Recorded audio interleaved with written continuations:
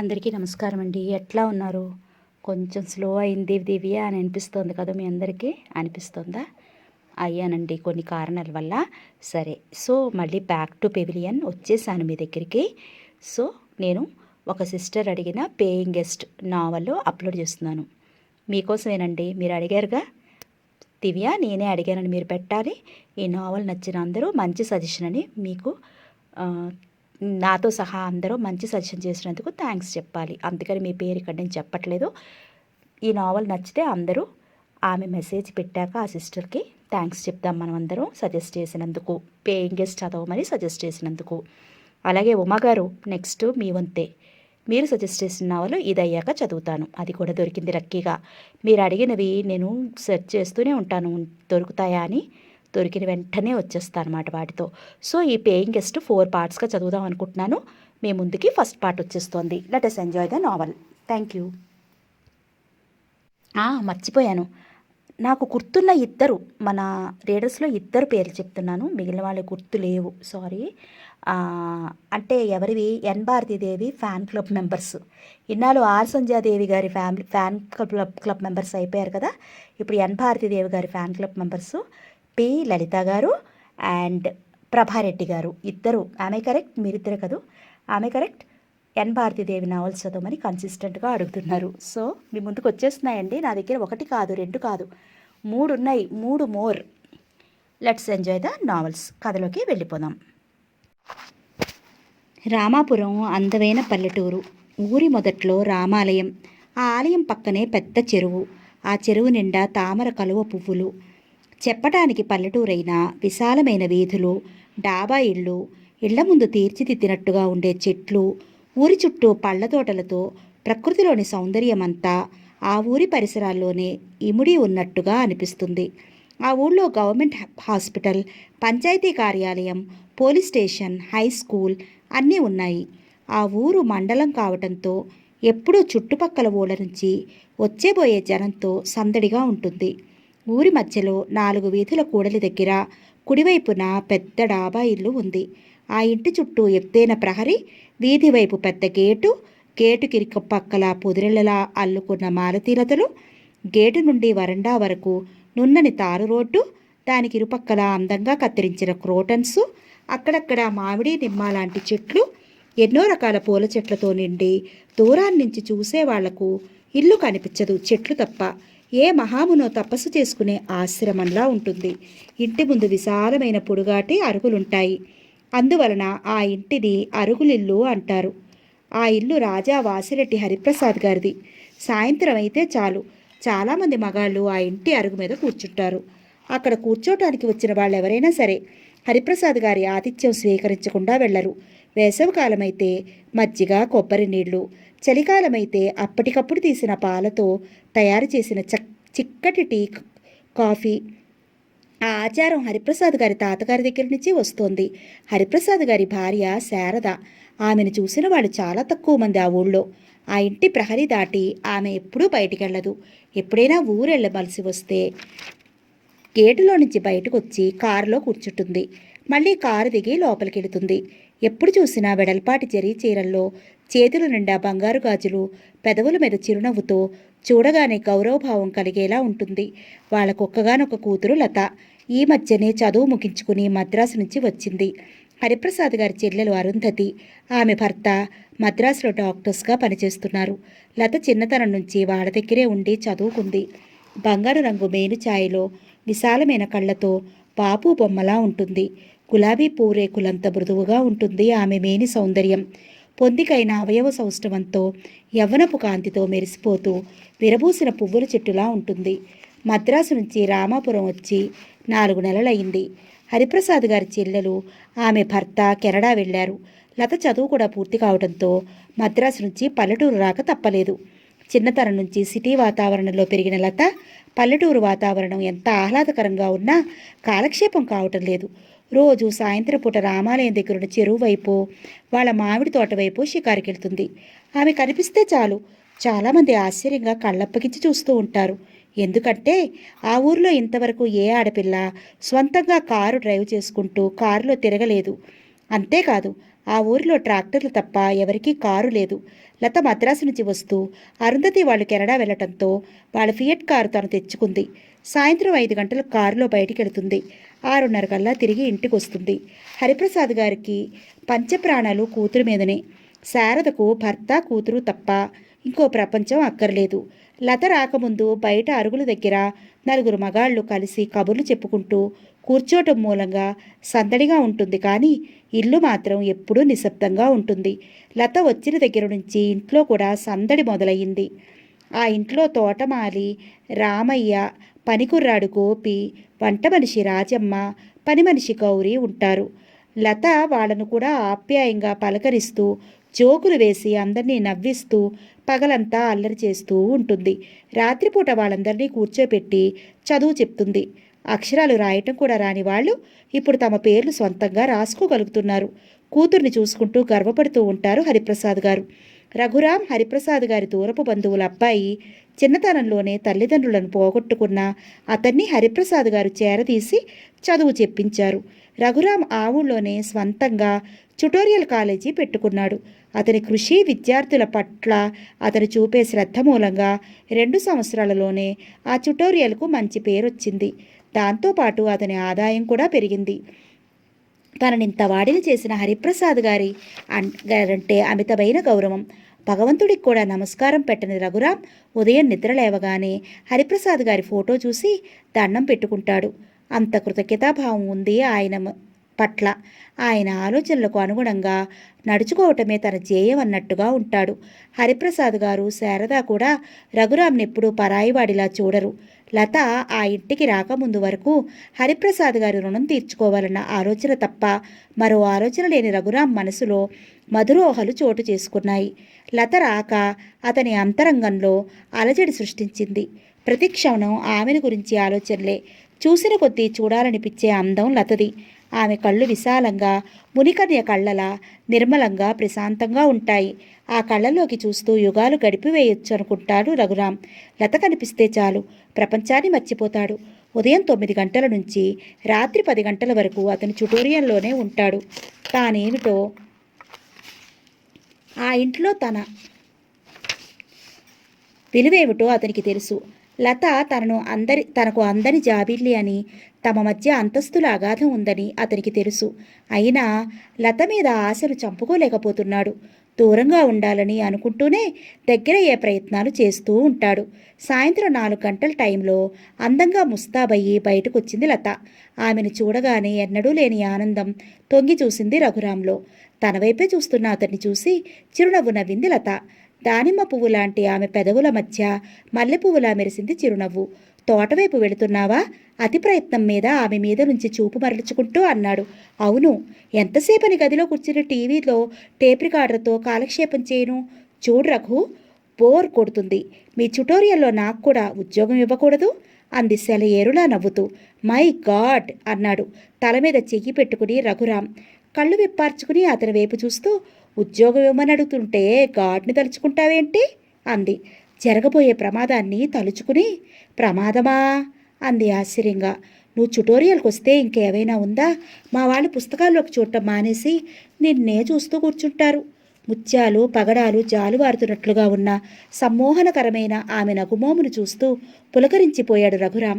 ఆమె అందానికి ముగ్ధుడై ఆరాధనగా చూశాడామెను. ఇంతకీ మీ ట్యుటోరియల్లో నాకు ఉద్యోగం ఇవ్వనంటారు అవునా? అంది నవ్వుతూ. అవును. నేను స్వయంగా ట్యుటోరియల్ పెట్టి నీ ట్యుటోరియల్ మూతపడేలా చేస్తాను. మై గాడ్, మీ ఆడవాళ్ళు తలుచుకుంటే సామ్రాజ్యాలనే కూలదోయగలరు. ఇదొక లెక్క. మావయ్య గారి అభిరుచి మేరకు ఈ ట్యుటోరియల్ నడుపుతున్నాను. ఆయన కోసమైనా నీ అభిరుచి మార్చుకో. అంతగా మా ట్యుటోరియల్లో పనిచేయాలనుకుంటే నాకేమీ అభ్యంతరం లేదు. హాస్యంగా నవ్వుతూ అన్నాడు. సారీ, తమాషాగా అన్నాను. మనకు అంత ఓపిక లేదు అంటూనే కారులో కూర్చుని స్టార్ట్ చేసుకుని వెళ్ళిపోయింది. గేటు ముందు కారు ఆపి మామిడి తోటలోకి వెళ్ళింది లత. దూరంగా కొండల వెనుక విధి నిర్వహణలో అలిసి ఎర్రగా కందిపోయి కృంగిపోతున్నాడు దినకరుడు. పచ్చటి చేల మీద నుంచి తేలి వస్తున్న చల్లటి గాలి హాయిగా ఉంది.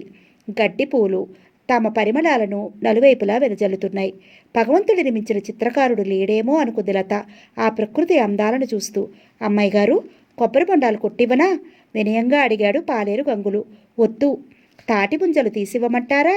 నాకేమీ వద్దు గంగులు, వెళ్ళి నీ పని చూసుకో అంది నవ్వుతూ. పట్టణంలో పెరిగినోళ్ళు తాటి పుంజలు ఈత పళ్ళు రుచి పీకేం తెలుసు అమ్మాయి గారు. లేత బొండాలు కొడతాను, కాసిని కొబ్బరి నీళ్లు తాగండి, లేకుంటే ఈ ఎండకు దెబ్బతింటారు.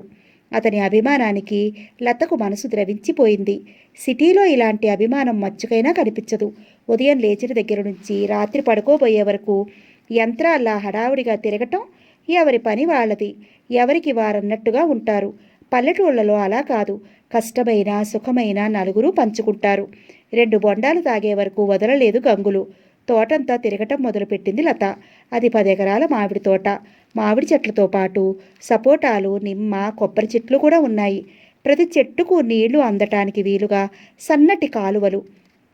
బావిలో నుంచి ఇంజను ద్వారా నీళ్లు కాలువలోకి వచ్చి వాటి గుండా చెట్లుకు అందుతాయి. ఆ కాలువగట్ల మీద తంగేడు, కనకాంబరాలు, గడ్డిపూల చెట్లు, వాటి చుట్టూ జుమ్మంటూ తిరిగే తుమ్మెదలు, నయనానందకరంగా కనిపించే ఆ దృశ్యాలు ఎంత చూసినా తనివి తీరవు. లత ఆ అపురూపమైన దృశ్యాలు చూస్తూ ఎన్ని గంటలైనా ఒంటరిగా గడపగలదు. తోటంతా తిరిగి తోట బయటికి వచ్చి ఇసుకలో కూర్చుంది. నదిలో నుంచి ఒక పాయ చీలి అటువైపు ఏరులా ప్రవహిస్తుంది. ఆ ఏటి నీటితో కొన్ని వందల ఎకరాలు పంటలు పండుతున్నాయి. నీరెండ కాంతిలో ఇసుక రేణువులు బంగారు వర్ణంతో మెరిసిపోతున్నాయి. కడుపు నిండిన కొంగలు నీళ్ల మీద నుండి గుంపులు గుంపులుగా ఎగిరిపోతున్నాయి. అప్రయత్నంగా లత చూపులు ఒక చోట ఆగిపోయాయి. ఎవరో ఒక యువకుడు కొండరాయి దగ్గర నిలుచుని కుంచెతో ప్రకృతి అందాలను చిత్రీకరిస్తున్నాడు. అతని వయసు 30కి దగ్గరగా ఉండవచ్చు. ఆరోగ్యంగా బలిష్టంగా కనిపిస్తుంది అతని శరీరం. సగం వరకు కనిపిస్తున్న అతని ముఖంలో సీరియస్నెస్ కనిపిస్తుంది. ఒత్తైన క్రాఫ్ అల్లరిగా నుదురి మీద పడుతుంటే అప్పుడప్పుడే ఎడం చేత్తో పని చేసుకుంటున్నాడు. రోజూ చూసే సాయంత్రమే అయినా ఈరోజు ఏదో కొత్తదనం కనిపిస్తున్నట్టుగా ఉంది. బహుశా ఆ యువకుడు అక్కడ ఉండటం మూలంగానేమో అనుకుంటూ చిన్నగా నవ్వుకుంది లత. అటువైపు నడిచింది.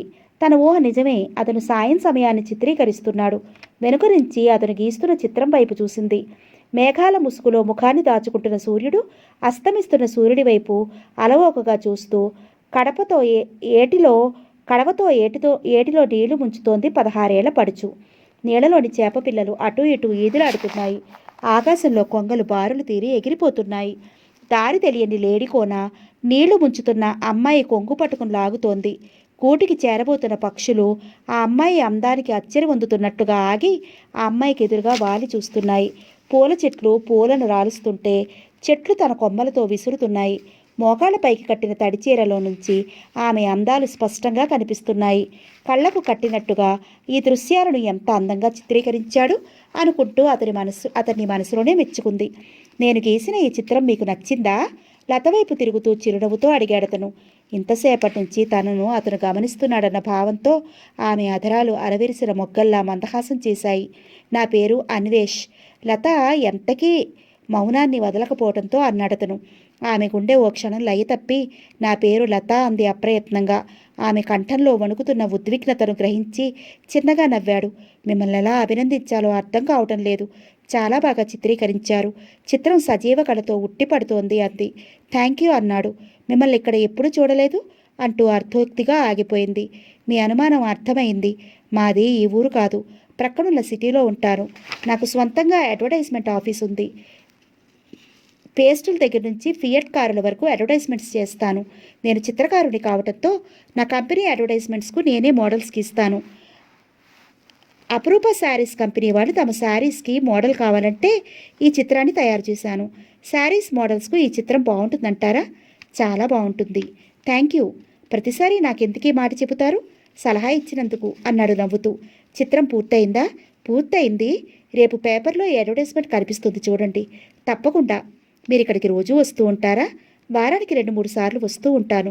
ఈ తోట ఈ చుట్టుపక్కల పొలాలు మావే అంది. మరో 10 నిమిషాలు అతని కంపెనీ గురించి చిత్రాల గురించి మాట్లాడుకున్నారు. చీకటి పడటంతో వాళ్ళ అమ్మగారు కంగారు పడుతుందని ఇంటికి బయలుదేరింది లత.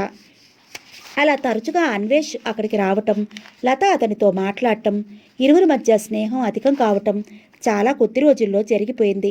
అడ్వర్టైజ్మెంట్స్ కంపెనీని మూసేసి చిత్రకారుడిగా సెటిల్ అవ్వాలనుకుంటున్నారా అడిగింది నవ్వుతూ లత. చాలా తొందరలోనే కంపెనీ మూతబడేలా ఉంది. అతని ముఖంలో కనిపిస్తున్న సిన్సియారిటీని చూసి ఫకారును నవ్వింది. ఎందుకు నవ్వుతున్నావు నిష్ఠూరంగా అన్నాడతను. కంపెనీ మూతపడుతున్నందుకు బాధపడాలి కానీ తాపీగా చెప్తున్నారేమిటి? ఏం చేయమంటావు?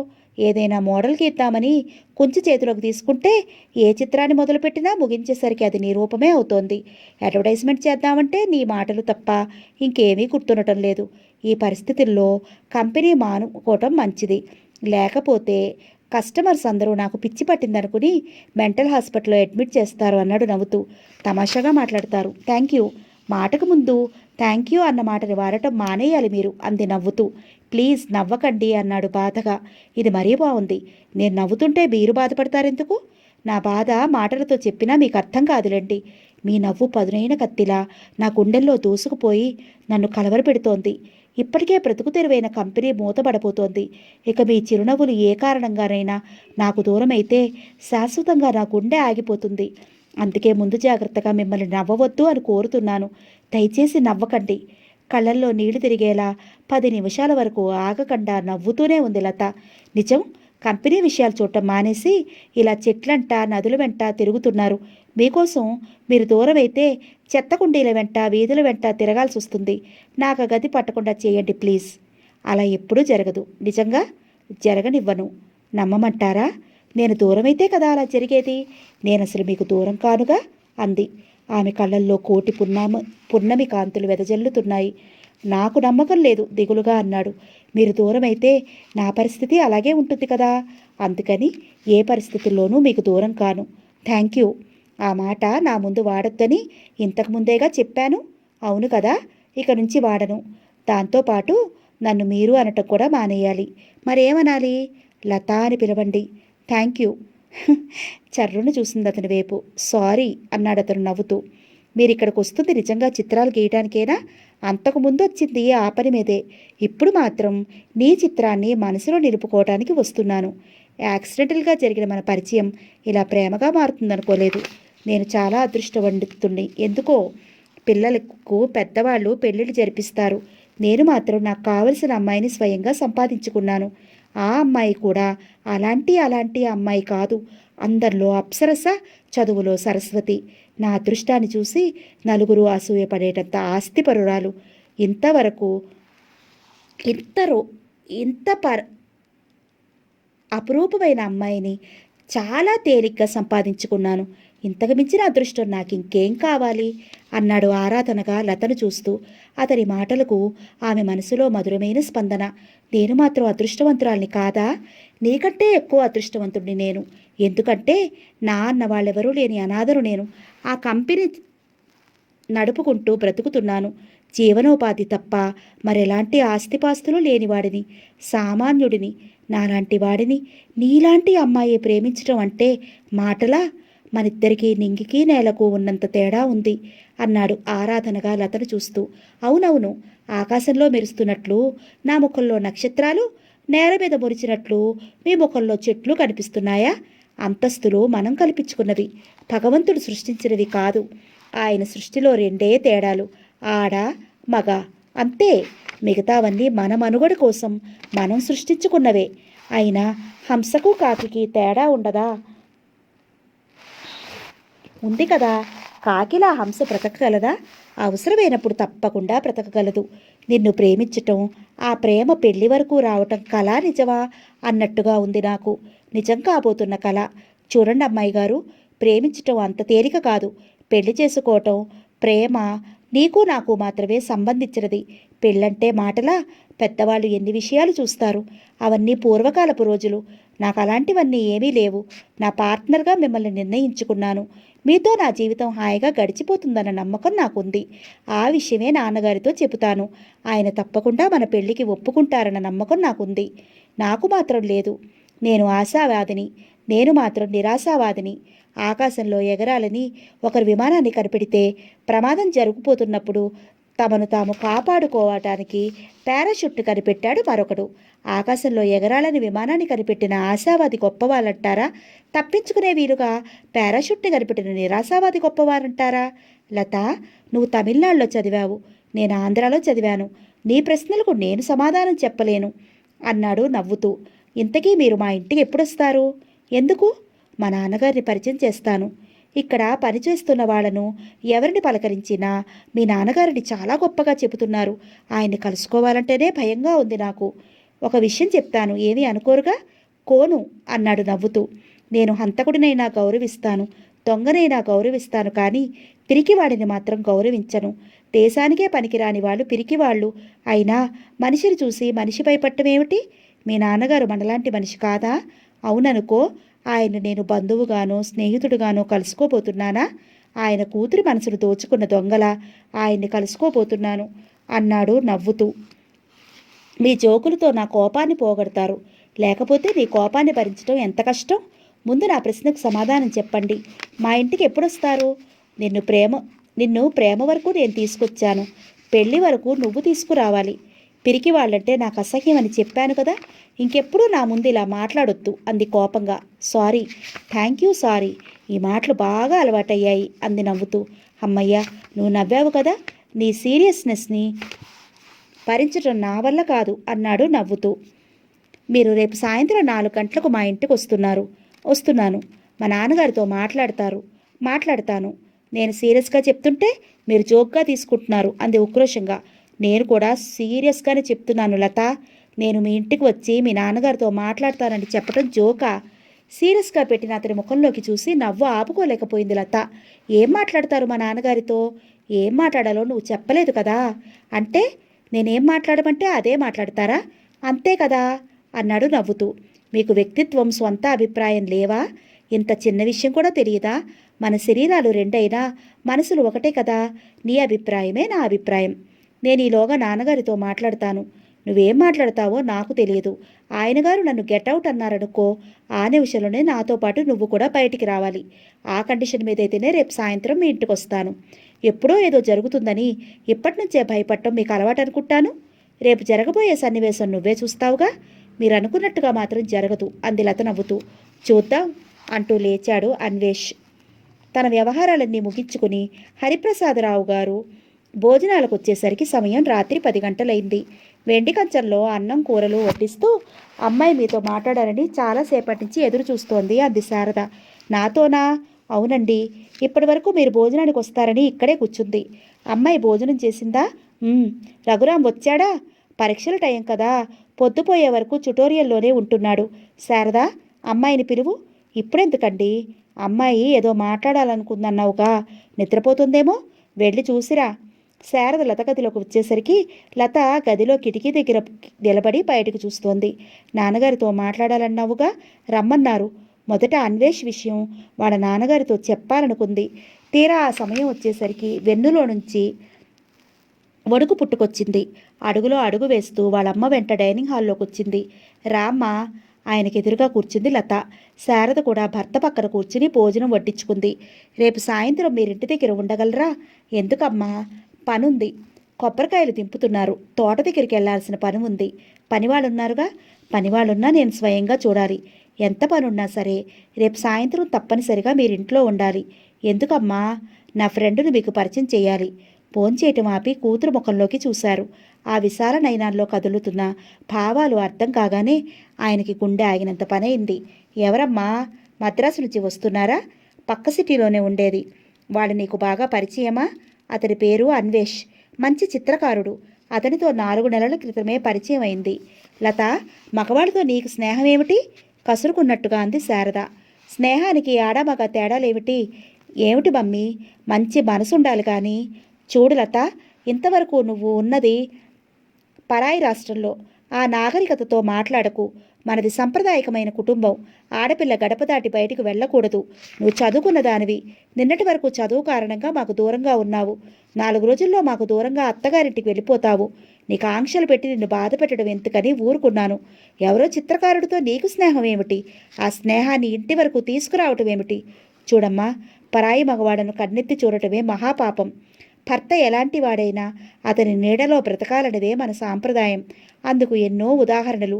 యముడినే ఎదిరించి భర్త ప్రాణాలు కాపాడుకున్న సావిత్రి, కుష్ఠరోగిని నెత్తిమీద మోసుకుంటూ వెలయాలి ఇంటికి తీసుకువెళ్ళిన ఇంకో పతివ్రత, భర్త శీల పరీక్ష కోరితే అగ్నిలో దూకిన సీత, ఇలాంటి వాళ్ళ కథలెన్నో.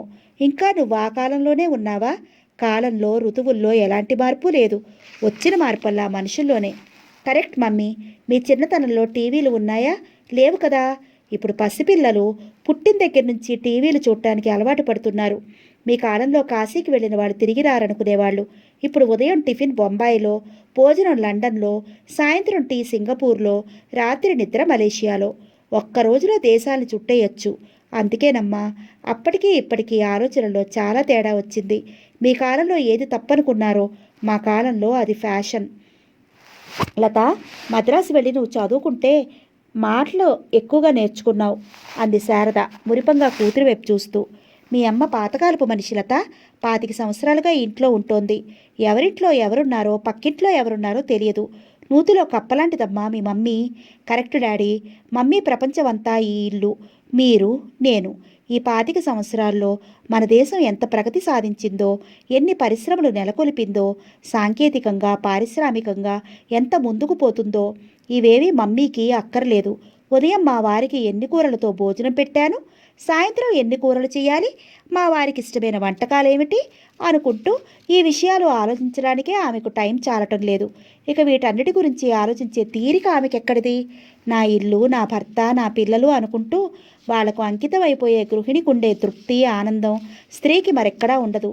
వద్దు మమ్మీ, వాటిని గురించి చెప్పటం మొదలుపెట్టావంటే తెల్లవారే వరకు చెబుతావు అంది లత నవ్వుతూ. కూతురు మాటలకు నవ్వు ఆపుకోలేకపోయారు హరిప్రసాద్ గారు. అసలు విషయం చెప్పనే లేదు డాడీ. అన్వేష్ను 4 నెలలుగా చూస్తున్నాను. అతని అభిప్రాయాలు, ఆలోచనలు నాకు బాగా నచ్చాయి. చదువుకున్నవాడు, మంచి పర్సనాలిటీతో అందంగా ఉంటాడు, చిత్రకారుడు. అడ్వర్టైజ్మెంట్ కంపెనీ పెట్టి తను సంపాదించుకోవటమే కాకుండా మరో 10 మందికి ఉపాధి కల్పిస్తున్నాడు. నా లైఫ్ పార్ట్నర్గా అతన్ని నిర్ణయించుకున్నాను డాడీ. రేపు అతన్ని మీరు చూస్తారు కదా. లత, నీ పెళ్లి నువ్వే నిర్ణయించుకుంటావా? కోపాన్ని ఆపుకోలేకపోయింది శారద. నేను నిర్ణయించుకున్నాను. మీరు కూడా చూసి నా నిర్ణయం సరైనది కానిది మీరు నిర్ణయించండి. మేము కాదు అని నిర్ణయిస్తే నా నిర్ణయం సరైనదని నేను అనుకుంటున్నప్పుడు మీరు కాదంటారేమోనని ఎందుకు ఆలోచిస్తాను అంది లత చిరునవ్వుతో. ఎవరో ముక్కు మొహం తెలియని వ్యక్తిని చూశాను, అతను నాకు నచ్చాడు, అతన్ని నా లైఫ్ పార్ట్నర్ని గా చెయ్యండి అని చెప్పగానే ఏమీ ఆలోచించకుండా అతన్ని మీ అల్లుడిగా చేసుకుంటామనుకుంటున్నావా? మా అల్లుడిగా చేసుకుంటున్నామనుకుంటున్నావా? మమ్మీ, నీ ఆలోచన విధానం సరైనది కాదు అంది లత నవ్వుతూ. లత, పెళ్ళంటే నవ్వులాట కాదు. నేను మాత్రం అలా అని ఎలా అనుకుంటాననుకున్నావు మమ్మీ? నీ ధోరణి చూస్తే అలాగే ఉంది. మమ్మీ, నేనేమీ పొరపాటు చేయలేదు. అతడు నాకు లైఫ్ పార్ట్నర్ అయితే బాగుంటుందనుకుంటున్నాను. అలా అని నువ్వు అనుకుంటే సరిపోతుందా? సరిపోతుందనుకుంటే పెళ్లి చేసుకునేదాన్ని. మీ అనుమతి కోసం ఎదురు చూడటం ఎందుకు మమ్మీ? ఏమండి, మీ కూతురు మాటలు వింటున్నారా? శారద, అమ్మాయిని పూర్తిగా చెప్పనివ్వు. మీ అమ్మ విషయం నీకు తెలుసు కదా, నువ్వు చెప్పమ్మా అన్నారు కూతురు వైపు తిరిగి. అన్వేష్ నాకు అన్ని విధాలా నచ్చాడు డాడీ. మీకు ఇష్టమైతే అతన్ని పెళ్లి చేసుకోవాలనుకుంటున్నాను. రఘురామ్ అన్ని విధాలా యోగ్యుడు. నేను పెంచినవాడు. కనీసం సిగరెట్ కాల్చే అలవాటు కూడా లేదు. నెలకి 4,000 దాకా సంపాదించుకుంటున్నాడు. అతన్ని అల్లుడిగా చేసుకోవాలని నువ్వు పుట్టినప్పటి నుంచి అనుకుంటున్నానమ్మా. Sorry daddy. నీ ఇష్టానికి వ్యతిరేకంగా నేనేది చెయ్యనమ్మా. నువ్వు కూడా మరోసారి ఆలోచించు. రఘురామ్ మన ఇంట్లో పెరిగినవాడు. నేనంటే ఎంత గౌరవం ఉందో నీ మీద అంత ప్రేమ ఉంది. అదీ కాక ఎంత కట్నం ఇస్తామన్నా అభిమానం ఉన్న మగవాడెవడు మామగారింట్లో ఇల్లరికం ఉండటానికి ఒప్పుకోడు. నిన్న అత్తగారింటికి పంపించి మేము ఉండలేము. రఘురామ్ అయితే ఆ సమస్యే లేదు. ఇద్దరూ ఈ ఇంట్లోనే మా కళ్ళ ముందు ఉంటారు. అంతేనమ్మా నేను ఆలోచించేది. మా కాబోయే అల్లుడికి ఆస్తిపాస్తులు లేకపోయినా నీకు ఈడైన వాడైతే చాలు. అతను నీతో పాటు మా కళ్ళ ముందుంటే చాలమ్మా.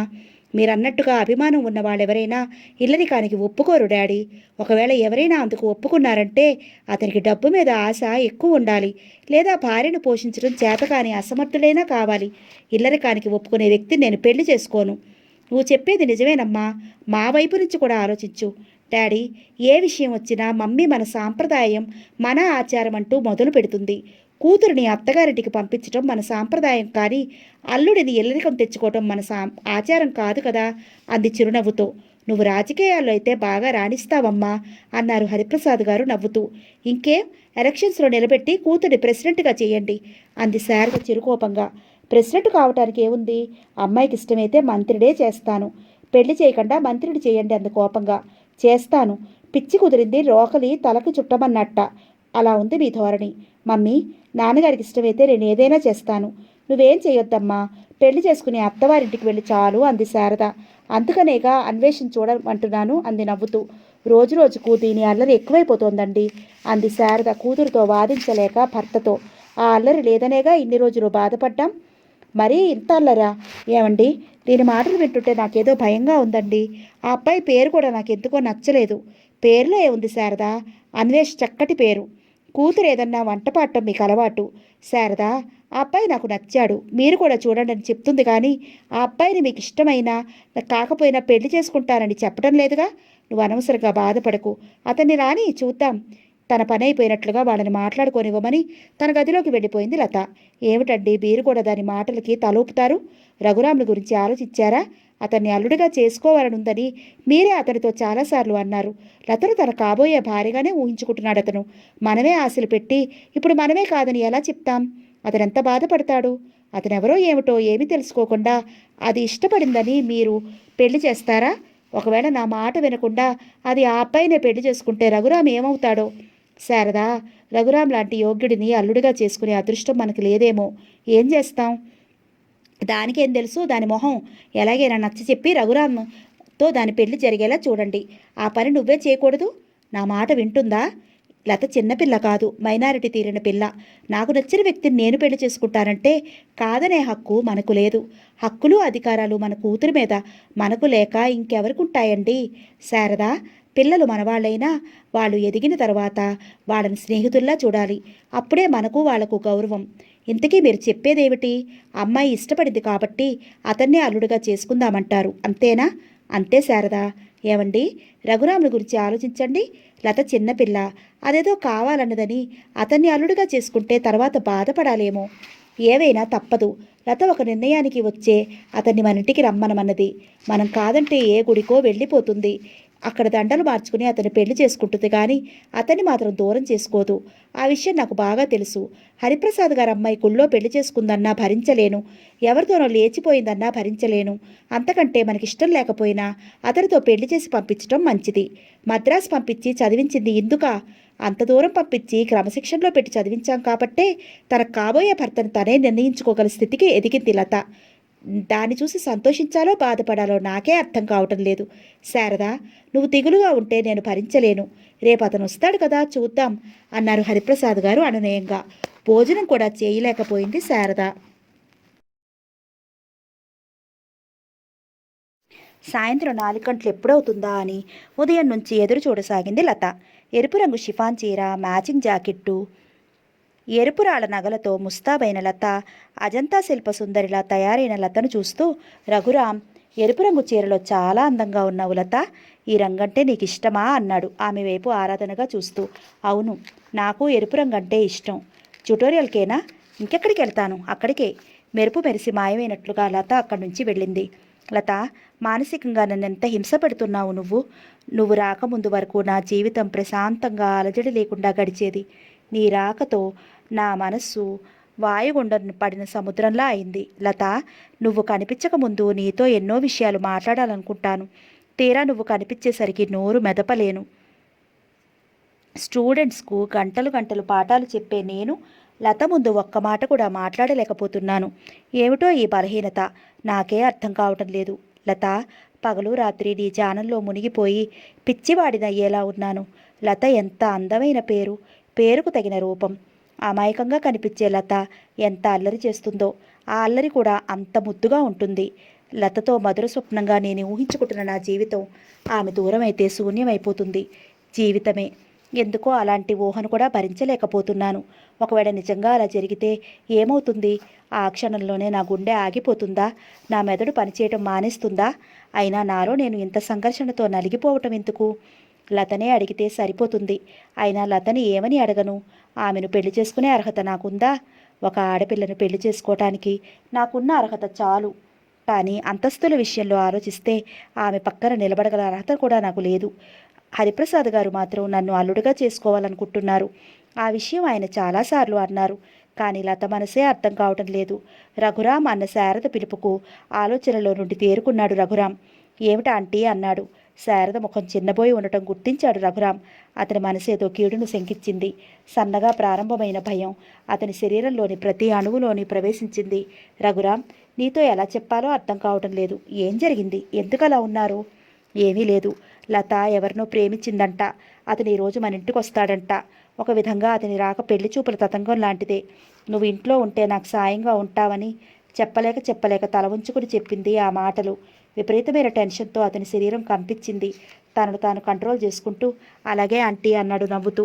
ఆ నవ్వు వెనుక దాగున్న విషాదాన్ని గుర్తించింది శారద. ఆమె హృదయం బాధగా మూలిగింది. అక్కడ నిలబడలేక లోపలికి వెళ్ళిపోయాడు రఘురాం. తన గదిలో దిండులో ముఖం దాచుకుని మనస్సు బరువు తగ్గే వరకు చిన్నపిల్లాడిలా రోధించాడు. చాలాసేపటి తర్వాత ఆ గదిలోకి వచ్చిన శారద అతని మంచం మీద కూర్చుని మృదువుగా తలని మురుతూ, నన్ను క్షమించు రఘురాం.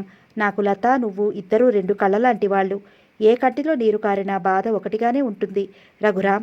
లత మనసు మార్చాలని ఎంతో ప్రయత్నించాను, సాధ్యం కాలేదు.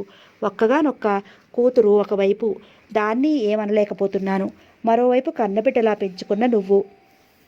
నేనంత నలిగిపోతున్నానో నీకు తెలియదు రఘురాం. నా పరిస్థితిని కూడా అర్థం చేసుకో.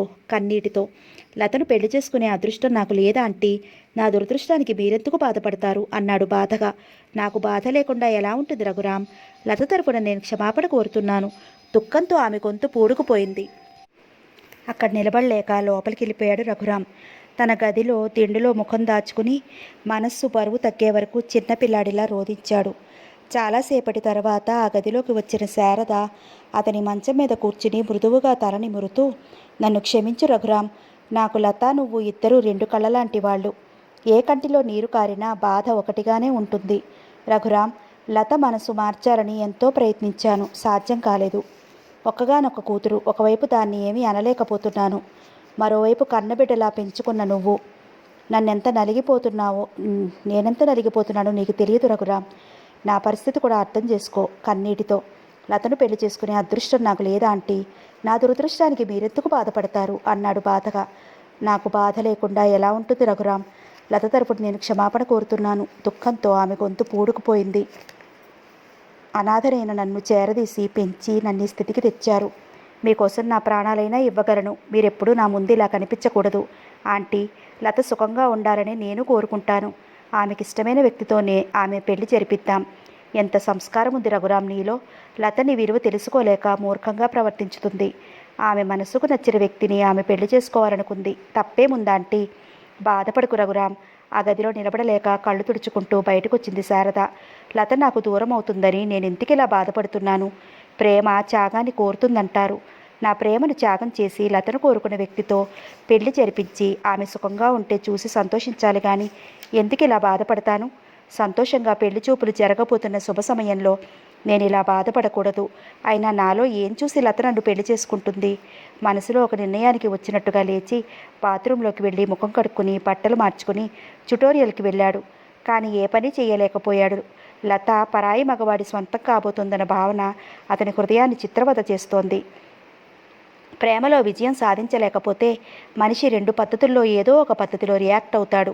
నిరాశ నిస్పృహలతో మానసికంగా కృంగిపోవటం ఒక పద్ధతి అయితే, పట్టువదలని విక్రమార్కుల్లా పదే పదే ప్రేమలో విజయాన్ని సాధించాలని ప్రయత్నించటం.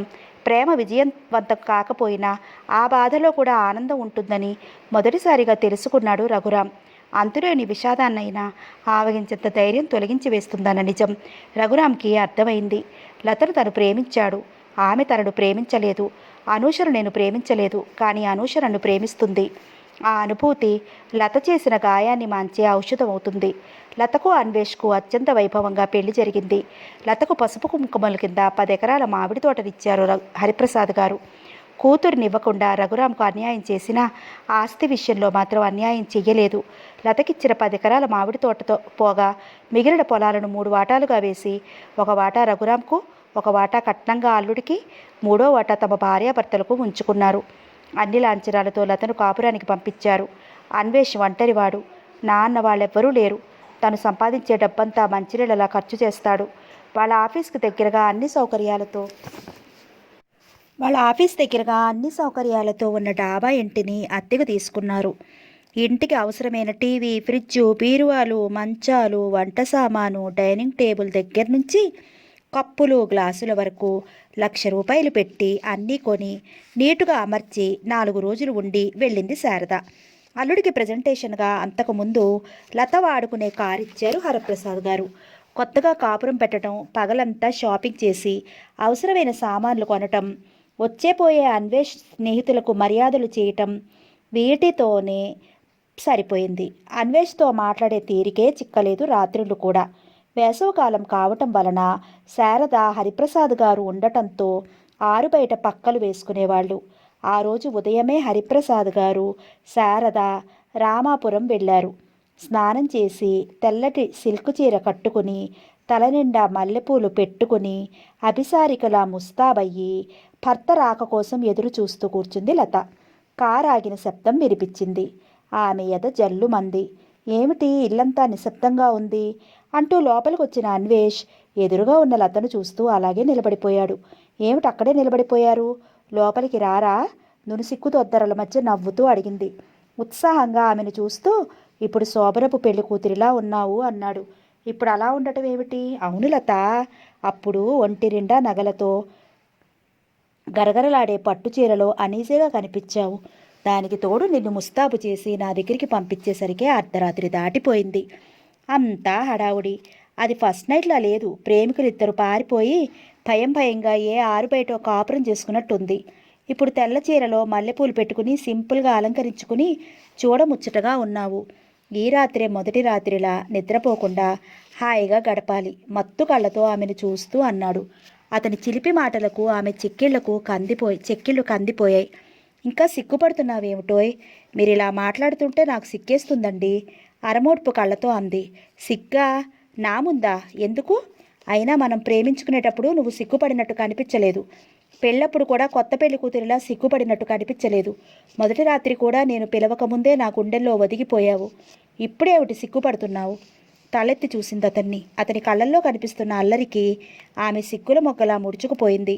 మీరిలాగే మాట్లాడండి, నేను గదిలోకి వెళ్ళి తలుపులు మూసుకుంటాను. అమ్మో, ఆ పని మాత్రం చెయ్యకు. తలుపులు బద్దలు కొట్టి నీవు నెత్తుకు రావడానికి నేను సినిమా హీరోని కాదు. ఈయన మాటలు ఎంత మత్తుగా మధురంగా ఉంటాయి. నేనెంత అదృష్టవంతురాల్ని. లత, ఈరోజు ప్రోగ్రాం ఏంటి? మీరే చెప్పండి. నువ్వే చెప్పాలి. కబుర్లు చెప్పుకుంటూ కూర్చుందాం. ఇన్ని గంటల? 10ంటికి హాయిగా నిద్రపోదామంది నవ్వుతూ. యూ సిల్లీ గర్ల్, తెల్లచీర కట్టుకుని మల్లెపూలు పెట్టుకుంది రాత్రి 10 గంటలు అయ్యేసరికి నిద్రపోవటానికా అన్నాడు అల్లరిగా నవ్వుతూ. రాత్రంతా నిద్రపోకుండా ఏం చేద్దాం అంది కొంటిగా నవ్వుతూ. బెడ్రూమ్లోకి రా, చెప్తాను. నా చీర నలిగిపోతుంది గారంగా అంది. మీ ఆడాళ్ళకి ఇదేం చెప్పు. ఫంక్షన్లకు వెళ్ళినప్పుడు చక్కగా పట్టు చీరలు కట్టుకుని ముస్తాబవుతారు. ఇంట్లో మొగుడికి ఎదురుగా ఉన్నప్పుడు మాత్రం వెలిసిపోయిన చీరలు కాటన్ చీరలు కట్టుకుని తిరుగుతారు. అసలు నాకు తెలియక అడుగుతాను, మీ ఆడవాళ్ళు వేలకు వేలు డబ్బు దంగడకు పెట్టి చీరలు కొనేది మొగుడు చూసి సంతోషించటానికా, బయట వాళ్ళు చూసి మెచ్చుకోవటానికా? నిర్దాక్షిణ్యంగా ఖరీదైన చీరల్ని శత్రువుల్లా దాడి చేసి నలిపేస్తారు మీ మగవాళ్ళు. అందుకని మా ఆడవాళ్ళు ముందు జాగ్రత్త చర్యగా పనికిరాని పాత చీరలు మాత్రమే కట్టుకుంటారు మీ ముందు అంది నవ్వుతూ. అయితే మీకు మేము చీరలు కొనటం వేస్టు. అలాగా? మీరు చీరలు కొనలేదనుకోండి, చిరిగిన చీరలతో బయటికెళితే మీ ఆయన ఒంటి మీదకు బట్టలు కూడా కొనివ్వలేని అసమర్థుడా అని నలుగురు మిమ్మల్నే అంటారు. పోయేది మీ పరువే కదా అంది నవ్వుతూ. ఎంత అందంగా నవ్వుతున్నావు. ప్రబంధ నాయకులకు కూడా నీ అందం ముందు తీసుకట్టుగానే ఉంటుంది లత. ఆమె శరీరాన్ని ముద్దులతో నింపేశాడు. వదలండి గోముగా అంది. ఎందుకండి? ఇలాంటివన్నీ బెడ్రూమ్లో అయితేనే అందంగా ఉంటాయి, ఇలా ఎక్కడ పెడితే అక్కడ కాదు అంది మురిపంగా నవ్వుతూ. ఇష్టమైతే ఎక్కడైనా అందంగానే ఉంటాయి. ముద్దొచ్చినప్పుడే చంకెక్కాలని సామెత. అలాగే ముద్దొచ్చినప్పుడే కౌగిల్లో చేరాలి. మీకు చాలా సామెతలు తెలిసే అంది విశాలమైన కనురెప్పలని రెపరెపలాడుస్తూ. మన ప్రోగ్రాం చెప్పు. మీరే చెప్పండి. ముందు సినిమాకి వెళదాం, అట్నుంచటే హోటల్కి వెళ్ళి భోంచేద్దాం, ఆ తర్వాత బెడ్రూమ్లో చేరి ఇలా యుద్ధం మొదలెడదాం అంటూ ఆమెను గాఢంగా గుండెలు కదుముకున్నాడు. సినిమాకి టైం అవుతోంది అంది గోముగా. టీ కావాలి. మీకోసం ఫ్లాస్క్లో రెడీగా ఉంది. మీరు బట్టలు మార్చుకుని వచ్చేసరికి నేను టీ కప్పుతో సిద్ధంగా ఉంటాను. అవును, మన ఇద్దరం ఇక్కడే ఉన్నాం కదా. లోపల గిన్నెల చప్పుడు వినిపిస్తుందేంటి? అమ్మ మా ఊరు నుంచి ఇంటి పనులు చేయడానికి మా పాలేరు కూతురు గంగని పంపించింది. ఇంతకుముందే వాళ్ళ నాన్న గంగను తీసుకొచ్చి ఇక్కడ దించి వెళ్ళాడు. వంట కూడా చేస్తుందా? వంట పనులు ఇంటి పనులు కూడా చేస్తుంది. ఎందుకలా అడిగారు? ఏం లేదు, ఇంటి పనులన్నీ ఆ అమ్మాయి చేస్తే నువ్వు తీరిగ్గా ఉంటావు కదా. రోజంతా నా పనులు నువ్వు చేస్తావు అందుకని ఆమె చెవిలో గుసగుసలాడాడు. మీకెప్పుడు అదే చేస. మీరు ఇంత కష్టపడి ప్రేమించి పెళ్లి చేసుకున్నది అందుకేగా అన్నాడు అల్లరిగా. ఉరిమినట్టుగా చూసింది అతని వైపు. ఏమిటా చూపు? పెళ్లి కాకముందైతే ఆ చూపుకు భయపడేవాడిని. ఇంకేమైనా అంటే మీరు అలా మాట్లాడితే నేను వెళ్ళిపోతానని చిలక పలుకులు పలికేదానివి. ఇప్పుడు అలా కాదు కదా. ఒంటింటి కుందేలులా నేను ఎలా మాట్లాడినా ఎక్కడికి వెళ్ళలేవు. కనకదుర్గలా అలా చూసావంటే మూడు చెదిరిపోతుంది. అప్పుడు నీకే నష్టం అన్నాడు ఆమె పెదవి మీద చూపుడు వేలుతో రాస్తూ. పెళ్ళై నెలైనా కాలేదు, చాలా మారిపోయారు అంది అతని కళ్ళల్లోకి చూస్తూ. మారిపోయానా? ప్రేమించుకునేటప్పుడు బాగుంది, అప్పుడే బాగుంది. నేను అలా చెప్తే అలా వినేవారు. తీక్షణంగా చూస్తే చాలు నా కోపం వచ్చిందేమోనని వణికిపోయేవారు. ఇప్పుడు అలా కాదు. నాకు అస్సలు భయపడకపోగా నన్నే భయపడుతున్నారు. ఇలాంటి మార్పు వస్తుందనుకుంటే నేను అసలు ఇంత తొందరపడి మిమ్మల్ని పెళ్లి చేసుకునేదాన్నే కాదు అంది బొంగమూతి పెట్టి. చాలా పొరపాటు చేశావు అవునా? అవును అంది దిగులుగా. లతను రెండు చేతులతో ఎత్తుకుని బెడ్రూమ్లోకి తీసుకెళ్లాడు అన్వేష్. సినిమాకి వెళ్ళాలనుకున్న విషయం, భోజనం అన్నీ మర్చిపోయి అలసటగా నిద్రపోయారు. తిరిగి మెలకు వచ్చేసరికి టేబుల్ మీద ఉన్న అలారం తెల్లవారుజాము 4 గంటలు చూపిస్తోంది. పెళ్ళైన 10 ఏళ్ల వరకు సంతానం కలక్కపోతే ఇక పిల్లలు పుట్టరేమోనని భయపడ్డారు. భానోజీరావు చివరికి జానకమ్మ నోచిన నోముల ఫలితంగా ఆ ఇంట మహాలక్ష్మిలా జన్మించింది అనూష. ఆమె జన్మ నక్షత్రం ప్రకారం అతో మొదలయ్యే పేరు పెట్టవలసి రావటంతో అనూష అని పేరు పెట్టారు. అనూష ముద్దుముచ్చట్లు చూడటం తప్ప ఆ భార్యాభర్తలకు మరో వ్యాపకం లేదు. 24 గంటలు వాళ్ళకు అదే ధ్యాస, అదే లోకం. పారసాలకే కొన్ని వేలు ఖర్చు పెట్టడం చూసి పెళ్ళి ఇంకెంత వేడుకగా చేస్తారో అనుకున్నారు పేరంటానికి వచ్చిన వాళ్ళంతా. తల్లిది అమితమైన ప్రేమ, తండ్రిది అపురూపమైన అనురాగం. ఈ రెండింటి మధ్య పెరిగిన అనూషకి చిన్నతనం నుంచి చదువు అబ్బలేదు. ఒక్కరోజు స్కూల్కి వెళితే 4 రోజులు స్కూల్కి వెళ్ళేది కాదు. అనూష బాధపడితే చాలు జానకమ్మ మనసు విలువెల్లాడిపోయేది. కూతుర్ని మెడిసిన్ చదివించాలని భానోజీరావు గారి కోరిక. రోజు ఆయనే స్వయంగా కూతుర్ని స్కూల్ దగ్గరికి తీసుకువెళ్ళి కూర్చోపెట్టి వచ్చేవారు. ఆయన ఇంటికి రాకముందే అనూష స్కూల్ నుంచి ఇంటికి వచ్చేది. ఎందుకండి అమ్మాయిని అంత బాధ పెడతారు? అది చదివి ఊళ్ళో ఎలాలా ఉద్యోగం చేయాలా? 4 ఏళ్ళు ఆగితే అత్తవారింటికి వెళ్ళిపోతుంది అంటూ కూతుర్ని వెనకేసుకొచ్చేది జానకమ్మ. మంచి సంబంధం అయితే చదువులేని అమ్మాయిని చేసుకోరు. కనీసం ఇంటర్ వరకైనా చదవకపోతే ఎవరు చేసుకుంటారు? మనం ఏ ఇంజనీర్నో డాక్టర్నో అల్లుడిగా చేసుకోవాలనుకుంటున్నాం కదా. అంత చదువు చదివిన అబ్బాయి మనం ఎంత కట్నం ఇస్తామన్నా ఇంటర్ కూడా చదివించలేకపోతే మన అమ్మాయిని చేసుకోవడానికి ఇష్టపడడు. అందుకే నా బాధ. లేకపోతే నేను మాత్రం అమ్మాయిని ఎందుకు బాధ పెడతాను అనేవారు భానోజీరావు. అతి ప్రయత్నం మీద ఎలాగో అనూష 10th పరీక్ష పాస్ అయ్యింది. దాంతో అనూష ఓపిక కూడా నశించిపోయింది. అనూషని ఎలాగైనా కాలేజీలో చేర్పించాలని ఆయన తాపత్రయం. చివరకు ప్రైవేటుగానైనా చదివించాలని రఘురాం ట్యుటోరియల్లో చేర్పించారు. అక్కడ చేర్పించిన తర్వాత రఘురాం కృషి వల్లనే అనూష 10th పాస్ అవ్వగలిగింది. ఎలాగైనా ఇంటర్ పూర్తి చేయించు బాబు, నీ ఫీజు కింద ఎకరం కొబ్బరితోటి రాసిస్తానని ప్రాధేయపడ్డారు రఘురాం దగ్గర భానోజీరావు గారు. ఆయన బాధ చూస్తుంటే అనూషని ఎలాగైనా ఇంటర్ పూర్తి చేయించుదాం అనుకున్నాడతను. రాత్రులు మాత్రమే అనూష ఇంటి దగ్గర ఉండేది. ఉదయం 8 గంటల నుంచి సాయంత్రం 5 గంటల వరకు ఏదో ఒక పుస్తకం పట్టుకుని ట్యుటోరియల్లోనే కూర్చుంటుంది. అనూష అలా కూర్చోడానికి కారణం చదువు మీద శ్రద్ధ కాదు, రఘురాం మీద ప్రేమ. రఘురాం లతను ప్రేమించటం మూలంగా అనూష మీద అలాంటి అభిప్రాయం లేదు. అనూష చదువు మూలంగా రఘురాంతో సాహచర్యం అధికం కావటం, తన చదువు కోసం అతను పడే తాపత్రయం, తన పట్ల అతను చూపించే శ్రద్ధ, ఇవన్నీ కలిసి అతని మీద ఆరాధనా భావాన్ని పెంచాయి. పుస్తకం చదువుకుంటూ కూర్చుంది అనూష. ఎప్పుడు చూసినా పుస్తకం చేతిలో పట్టుకుని కూర్చుంటావు, చదువు మాత్రం శూన్యం అన్నాడు విసుగ్గా రఘురాం. నేను చదవలేదు, నాకు చదువు మీద శ్రద్ధ లేదని గొంతు చించుకొని అరిచి చెప్తున్నాను 4 సంవత్సరాల నుంచి. మా నాన్నగారు ఎలాగో నా మాట వినరు, మీరేమో ఆయనకు వంత పలుకుతారు. నన్నేం చేయమంటారు? పుస్తకం పట్టుకుంటే తలనొప్పి వస్తుంది అంది కోపంగా. చదువుకునే వయసులో చదవకుండా చదువు మానేస్తే ఆ తర్వాత ఎంత బాధపడ్డా ప్రయోజనం ఉండదు. ఎంత చెప్పినా అర్థం చేసుకోలేవు. నువ్వు చదవాలని మీ నాన్నగారు ఎంత బాధపడుతున్నారో చూడు. వాళ్ళ కోసమైనా నువ్వు చదవాలి. నేను చదవాలనేది మా నాన్నగారు నా కోసం కాదు. ఇంజనీరో డాక్టరో చదివిన అల్లుడు రాడని భయం. అలాంటి అల్లుళ్ళు కాకపోతే వేరే వాళ్ళని తెచ్చుకోవచ్చుగా. మధ్యలో నన్నిలా బాధపెట్టడం ఎందుకో అంది బాధగా. అనూష కళ్ళల్లో నీళ్లు తిరిగాయి. అతనికి కూడా చాలా బాధ అనిపించింది. అనూష, నా కోసమైనా చదవలేవా? మృదువుగా అన్నాడు. మొదటిసారిగా అనూష ముఖంలోకి ఆరాధనగా చూశాడు. అనూష హృదయం పురివిప్పిన మయూరమైంది. ఆనందంతో మనసు రెక్కలు విప్పిన విహంగల్లా ఎగిరిపోతుంటే బాహ్య ప్రపంచాన్ని మర్చిపోయింది. నాకు చదవాలనే ఉంది, ఏం చేయను?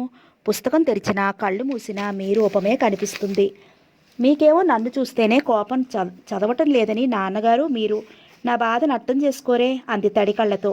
నువ్వు చదవకపోతే మీ నాన్నగారు బాధపడతారు. ఒక్క మాట అడుగుతాను, ఏమీ అనుకోరు కదూ? అడుగు. మీ కాబోయే భార్య ఎలా ఉండాలని ఆలోచిస్తున్నారు? నిదానంగా ఆమె ముఖంలోకి చూశాడు.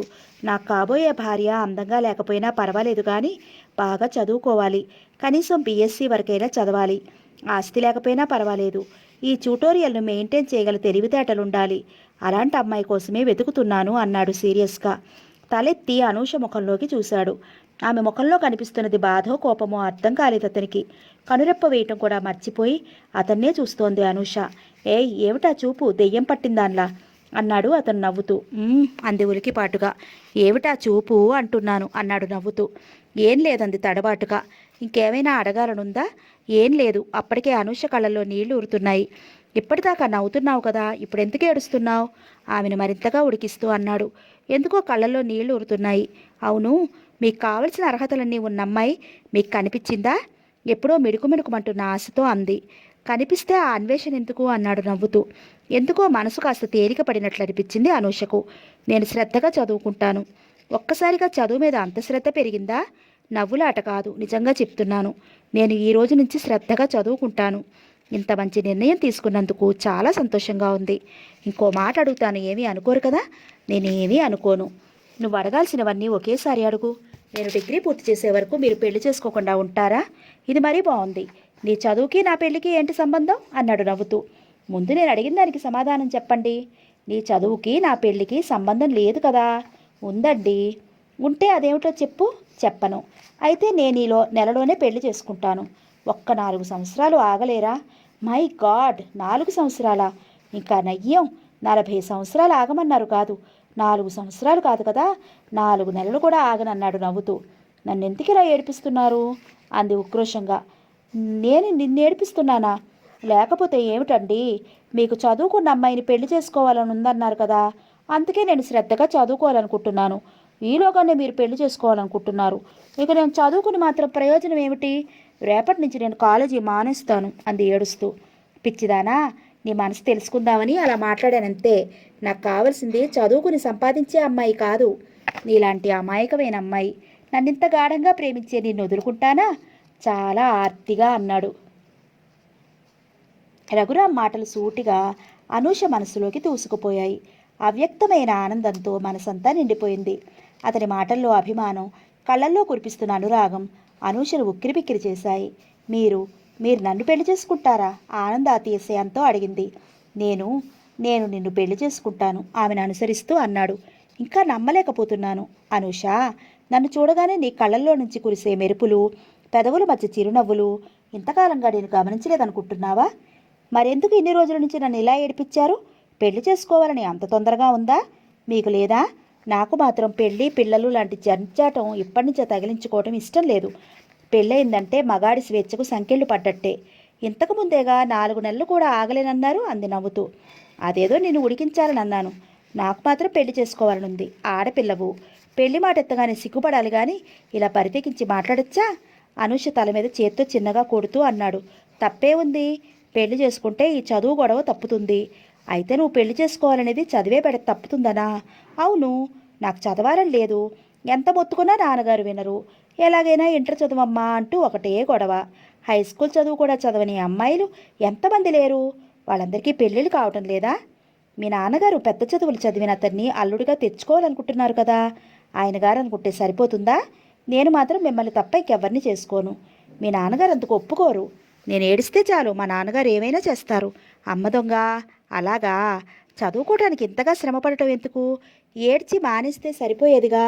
ఆ ఒక్క విషయంలోనే మా నాన్నగారు నా మాట వినరు అంది ఆమె బొంగమూతి పెట్టి. అనూష, నేను త్వరలో మీ నాన్నగారితో మాట్లాడతాను మన పెళ్లి విషయం.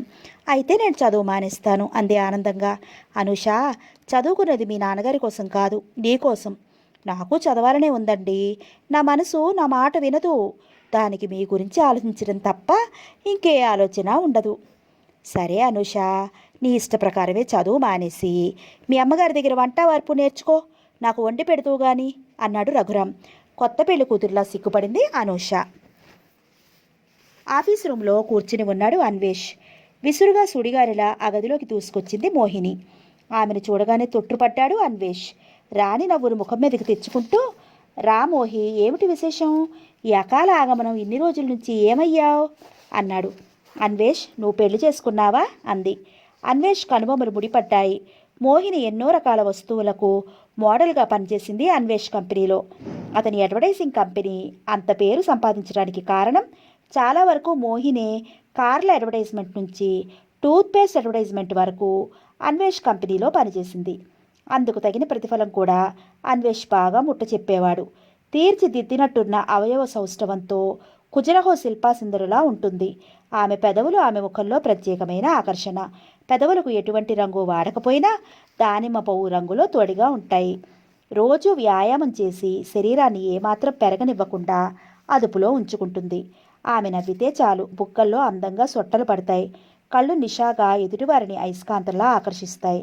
మంచి అందమైన స్ట్రక్చర్, దానికి తోడు తన శరీరానికి నప్పే విధంగా డ్రెస్ వేసుకుంటుంది. శరీరంలో అర్ధభాగం కనిపిస్తూ యువతిని వెర్రెక్కించే సోయగాలతో మెరిసిపోతూ ఉంటుంది. ఆమె మోడల్గా పనిచేస్తే చాలు తమ వస్తువులకు డిమాండ్ వస్తుందనుకుంటారు వ్యాపారస్తులు. అన్వేష్ కంపెనీకి మంచి పేరుతో పాటు పుష్కలంగా డబ్బు కూడా మోహిని మూలంగానే వచ్చింది. 2 నెలల క్రితం సినిమా మోజుతో వాళ్ళక్క దగ్గరకు మద్రాసు వెళ్ళింది. ఏమిటంత కోపంగా ఉన్నావు? ఇలా రా, కూర్చో. నువ్వు పెళ్లి చేసుకున్నావా లేదా? చేసుకున్నాను. ఎందుకు చేసుకున్నావు? నువ్వు అడిగేది అర్థం లేని ప్రశ్న. ఎవరైనా పెళ్ళి ఎందుకు చేసుకుంటారు? నేను అందుకే చేసుకున్నాను. నన్నెందుకు మోసం చేశావు? చూడు మోహిని, నేను నిన్నెప్పుడూ మోసం చేయలేదు, చెయ్యను కూడా. కంపెనీ నాది, వర్క్ చేసేది నువ్వు. వచ్చిన లాభాన్ని ఇద్దరం చెరిసగం పంచుకుంటున్నాం. నేను చేసిన మోసం ఏముంది? నేను అడుగుతున్నది వ్యాపార విషయం కాదు. మరే విషయంలో నిన్ను మోసం చేశాను? నన్ను నమ్మించావు, నా శీలాన్ని దోచుకున్నావు. ఇప్పుడు నన్ను పెళ్లి చేసుకోకుండా మరో అమ్మాయిని పెళ్లి చేసుకున్నావు. దీన్నేమంటారు? మోసం అనరా? ఆవేశంగా అరిచింది మోహిని. నేనెప్పుడైనా నీతో పెళ్లి చేసుకుంటానని చెప్పానా? ఆమె ముఖంలోకి సూటిగా చూస్తూ అన్నాడు. పెళ్లి చేసుకునే ఉద్దేశం లేకుండా నా శీలాన్ని దోచుకున్నావా? అవును. షటప్ మోహిని, మన మధ్య ఉన్నది కేవలం వ్యాపార సంబంధం మాత్రమే. సెక్స్ కూడా అంతే. నీ మూలంగా శారీరకంగా నేనెంత సంతోషాన్ని అనుభవించానో నువ్వు అంతే అనుభవించావు. అయితే ఇందులో మోసం ఏముంది? తాపీగా అన్నాడు. నువ్వు పెళ్లి చేసుకుంటావన్న నమ్మకంతో నా శరీరాన్ని నీకు అర్పించాను. అది నా తప్పు కాదు మోహిని. అంటే కేవలం నేనే నీకు దగ్గరయ్యానంటావా? అవునో కాదో నువ్వే ఆలోచించుకో. ఇంతలో ఎవరో అన్వేష్ కోసం రావడంతో అక్కడి నుంచి వెళ్ళాడు. మై గాడ్ అనుకుంటూ నిల్చోవటానికి కూడా శక్తి లేనట్టుగా కుర్చీలో కూలబడిపోయింది మోహిని. అన్వేష్ మాటలు ఆమె గుండెను ముక్కలు ముక్కలు చేశాయి. ఆ రోజు జరిగిన సంఘటన కళ్ళ ముందు కదలాడింది. మోహిని అందంతో 10 మంది అయస్కాంతంలా ఆకర్షించేది కానీ ఎవరిని దగ్గరగా రానిచ్చేది కాదు. మోడల్గా పనిచేయటం మొదలుపెట్టిన దగ్గర నుంచి యువతలో ఆమె పట్ల విపరీతమైన క్రేజ్ పెరిగింది. దాంతో ఒంటరిగా బయటికి రావడానికి కూడా భయపడేది. మోహిని వాళ్ళది మొదట్లో చాలా పేద కుటుంబం. తండ్రి లేడు, తల్లి జబ్బు మనిషి, పెళ్లికెదిగిన అక్క, అప్పుడప్పుడే యవ్వనంలోకి అడుగు పెడుతున్న మోహిని. ఇది వాళ్ళ కుటుంబం. మోహిని వాళ్ళక్క ఏదో షాప్లో సేల్స్ గర్ల్గా పనిచేసేది. ఆ కొద్దిపాటి డబ్బే వాళ్ళ కుటుంబానికి ఆధారం. మోహిని వాళ్ళమ్మగారు పుట్టడి విషాదాన్ని గుండెల్లో దాచుకుని ఎదిగిన కూతుళ్లను చూస్తూ రేపు వాళ్ళ భవిష్యత్తు ఏమిటన్న ఆలోచనతో కుమిలిపోయేది. పెద్ద కూతురినైనా ఒక ఇంటిదాన్ని చెయ్యాలని ఆమె ఆరాటం. ఆమె బాధ చూస్తుంటే నేను మగాడినందుకు కాలేకపోయానా అని బాధపడేది మోహిని. ఆ టైంలోనే మోహిని కాలేజీ చదువు పూర్తయింది. కష్టసుఖాల మధ్య పుట్టి పెరిగింది కావటం వల్ల వాస్తవిక పరిస్థితుల పట్ల అస్పష్టమైన అవగాహన ఉండటం వల్ల భవిష్యత్తును గురించి ప్రాక్టికల్గా ఆలోచించడం తెలిసింది కావటంతో వాళ్ళ అమ్మగారు కాలేజీలో చేరి చదవమంటే ఇప్పటికే మన కోసం అక్కయ్య ఎంతో కష్టపడుతోంది. కాలేజీ చదువంటే మాటలా? స్కాలర్షిప్లు అవి వచ్చినా కష్టమే అవుతుంది. కాలేజీలో చేరిన తర్వాత మధ్యలో ఆపాలంటే కష్టం అంది. నీ ఇష్టం తల్లి, వివేకం కలదానివి. నాకు అలాగే అనిపిస్తోంది. కానీ చూస్తూ చూస్తూ బాగా చదువుకుంటున్న నిన్ను చదువు మానిపించాలంటే కష్టంగా ఉంది అంది. ఒకరోజు మోహిని వాళ్ళక్క రాగిణి తన డ్యూటీ అయిన తర్వాత షాపులో నుంచి బయటకు వచ్చింది. సామాన్యంగా రాత్రి 8:30 కల్లా షాప్ నుంచి ఇంటికి వచ్చేస్తుంది. ఆ రోజు పండగ టైం కావటం వల్ల ఇంకో అర్ధగంట ఎక్కువసేపు ఉండాల్సి వచ్చింది. ఉదయం నుంచి సన్నగా మొదలైన వర్షం రాత్రి 8 గంటలయ్యేసరికి కుంభవృష్టిగా కురవటం మొదలుపెట్టింది. కేవలం ఆ వర్షం రాగిణి జీవితాన్ని కాటేయటానికే కురుస్తోందేమో అన్నట్టుగా ఏకధారగా కురవటం మొదలుపెట్టింది. పెందరాళే వంట పని ముగించుకుని రాగిణి కోసం ఎదురు చూస్తూ కూర్చున్నారు అమ్మా కూతురు. ఉరుములు ఉరుముతుంటే మోహిని వాళ్ళమ్మగారి గుండె ఆగినంత పనవుతుంది. వర్షంలో రాగిణి ఇంటికి ఎలా చేరుతుందా అన్న భయం, మరోపక్క తాను వెళ్ళి కూతురిని తీసుకురాలేదని నిస్సహాయత. మోహినిని తోడుగా పంపుదామంటే ఒకవేళ రాగిణి ఏ రిక్షాలోనో ఇంటికి చేరితే మళ్ళీ మోహిని వర్షంలో చిక్కుకుపోతుంది. ఏం చేయాలో తోచని స్థితిలో రోడ్డు వైపు చూస్తూ ఏడుస్తూ కూర్చుంది. రాగిణి చాలాసేపు షాపు దగ్గర నిల్చుంది. అందరూ ఆటోలోనో రిక్షాలోనో వెళ్ళసాగారు. రిక్షాలో వెళదామన్నా చేతిలో రూపాయి లేదు. అందుకే అందరూ వెళ్ళిపోతున్నా అలాగే నిలబడిపోయింది. ఇంటికి వెళ్ళటానికి రెయిన్ కోట్ తొడుక్కుని స్కూటర్ దగ్గరకు వచ్చిన షాపు ఓనరు, ఏమ్మా నువ్వు ఇంకా ఇంటికి వెళ్ళలేదా అని అడిగాడు. తలంచుకున్న రాగిని పరిస్థితి చూసి జేబులో నుంచి 20 రూపాయల నోటు తీసి ఆటోలో వెంటనే ఇంటికి వెళ్ళమ్మా అని చెప్పి ఆయన స్కూటర్ స్టార్ట్ చేసుకుని వెళ్ళిపోయారు. 10 నిమిషాల తర్వాత ఆటోలో ఇంటికి బయలుదేరింది రాగిణి. వర్షం మూలంగా ఆటో ఎటువైపు వెళుతున్నది కూడా కనిపించడం లేదు. రాగిణి దురదృష్టం కొద్దీ టైరు పంచర్ అయింది. ఆటో డ్రైవర్ దిగి వేరే ఆటోలో వెళ్ళండి అమ్మా అంటూ ఆటో నెట్టుకుంటూ వెళ్ళిపోయాడు. భయంగా పిక్కుపిక్కుమంటూ ఒక ఇంటి గేటు ముందు నిలుచుంది. వర్షం ఎక్కువైంది. ఆ స్థితిలో ఏం చేయాలో తోచడం లేదు. ఆటోలు రిక్షాలు ఏవీ కనుచూపు మేరలో కనిపించడం లేదు. కొద్దిసేపు ఆ ఇంట్లో ఉండి వర్షం తగ్గగానే వెళ్ళొచ్చనుకుని గేటు తీసుకుని లోపలికి వెళ్ళి తలుపుల మీద చేతితో పెద్దగా శబ్దం చేసింది. తలుపులు తెరుచుకున్నాయి. వర్షం ఎక్కువగా ఉంది. వర్షం తగ్గగానే వెళ్ళిపోతాను, అంతవరకు లోపల కూర్చోమంటారా అంది. దానికేమి రండి అంటూ అతను లోపలికి నడిచాడు. లోపలికి వెళ్ళి హాల్లో కూర్చుంది. అప్పుడు చూసింది ఆ గదిలో అతనితో పాటు ఇంకో అతను కూడా ఉన్నాడు. ఇద్దరు డ్రింక్ చేసే కార్యక్రమంలో ఉన్నారు. టేబుల్ మీద ఖాళీ సీసాలు, గాజు గ్లాసులు, తిని వదిలేసిన మాంసపు ముక్కలు. వాళ్ళిద్దరూ బాగా తాగుతున్నారని అర్థమయ్యే కాగానే భయంతో వణికిపోయింది రాగిణి. ఆమె గుండె చల్లుమంది. ఆ ఇద్దరు కాంక్షగా తన వైపు చూడటం గమనించింది. అప్రయత్నంగా తనను తాను చూసుకుంది. వర్షంలో తడవటం మూలంగా కట్టుకున్న సిల్కు చీర ఒంటికి అంటుకుపోయింది. బయట కురుస్తున్న వర్షం చప్పుడు కంటే అధికంగా ఉంది వారి ఉచ్ఛ్వాస నిశ్వాసాల చప్పుడు. ప్రమాదాన్ని పసిగట్టిన రాగిని పారిపోవటానికి ఎటువీలవుతుందా అని దిక్కులు చూస్తూ కూర్చుంది. గుమ్మం దగ్గర ఒక అతను ఉన్నాడు.